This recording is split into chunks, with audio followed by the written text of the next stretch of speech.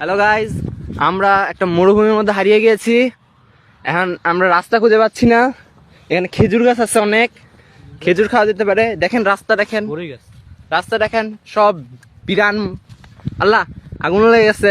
আচ্ছা, সমস্যা নেই। তার ফলে হচ্ছে গরমকালে অনেক বেশি আর্দ্রতা থাকায় একটা শুকনা গাছ আর শুকনো গাছের সাথে লেগে এর আগুন ধরে যায় প্রায়। হ্যাঁ, ওই যেটা বললো সেটাই। সায়েন্স আমি এত জানি না।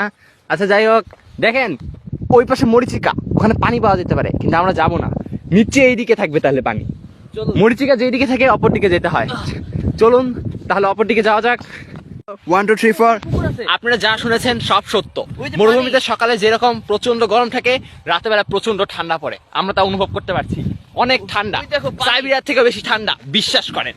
ওই দেখেন পানি, বলেছিলাম ওই পাশে যদি ইয়া থাকে, মরিচিকা থাকে, মরিচিকা, তাহলে এই পাশে পানি থাকবে। পানি আছে, চলেন পানির কাছে যাওয়া যাক। আমরা এসে পড়েছি পানির কাছে, চলেন আপনাদের দেখানো যাক। মরুভূমিতে পানি আছে, মরুভূমিতে পানি আছে, পানি আছে, পানি আছে, পানিতে মরুভূমি আছে, পানি আছে, মরুভূমির মাঝখানে পানি।